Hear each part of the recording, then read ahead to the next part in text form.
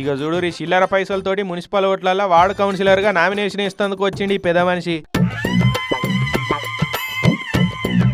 సూర్యాపేట కాడుండే లింగిడి వెంకటేశ్వర్లు అనే పెద్ద మనిషి 20 ఏళ్లు లెక్చరర్ గా పనిచేసి రిటైర్ అయిందట. ప్రజాస్వామ్యం మీద అవగాహన కల్పిస్తా, జనాలను చైతన్యవంతం చేస్తా అని శానేళ్ల నుంచి ఏ ఓట్లు వస్తే ఆ ఓట్లల్లా డిపాజిట్ కట్టుడు, పోటీ చేసుడు ఇక హాబీగా మార్చుకున్నాడట. గదే అలవాట్ల ఈసారి కూడా సూర్యాపేట 14వ వార్డు నుంచి కౌన్సిలర్ గా ప్రజా పార్టీ అనే పార్టీ నుంచి పోటీ చేస్తున్నాడు. కౌన్సిలర్ గా నామినేషన్ ఇస్తేందుకు 1250 రూపాయలు నగదు కట్టాలి కదా. ఇక ఆ 1250 రూపాయల చిల్లర చిక్కలన్నీ జమ చేసి సంచిలో పట్టుకొచ్చిండు. నామినేషన్ కాయిదాలు అప్పచెప్పిండు.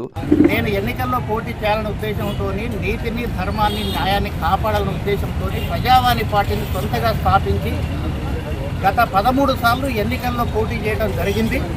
ఇప్పుడు 14వ వార్డు సూర్యాపేటలో మున్సిపల్ కౌన్సిలర్గా నేను నామినేషన్ వేస్తున్నాను. ఇంగిడి వెంకటేశ్వర్లు గారు, మీరు మా చేతులకు పెద్ద పనే పెట్టిరు కదా అని ఆఫీసర్లు చిల్లర బిల్లలు చూసి బీరిపోయారట. ఇవన్నీ వాళ్ళు లెక్క పెట్టాలని ఇప్పుడు ఇక నేను నామినేషన్కే చిల్లర బిల్లలు ఇచ్చిన కాబట్టి నా తాన ఏం పైసలు లేవు, కాకుంటే నియత్ అయితే బాగున్నది. ఆ నియత్ చూసి ఓటర్లు నాకు ఓట్లేసి గెలిపించాలే అని కోరుతున్నాడు ఈ పెద్ద మనిషి. కానీ చూడు, ప్రజాస్వామ్యం మీద అవగాహన కల్పించాలని ప్రతి ఎలక్షన్ లో పోటీ చేస్తున్నాడు గానీ ఒక్కసారి కూడా గెలవలే. కట్టిన పైసలు డిపాజిట్ వచ్చేటట్టు కూడా ఓట్లేయకుండా జనమేమో పెద్ద ఆయన అవగాహన మించిన చైతన్యవంతులు అయిపోయారు కదా.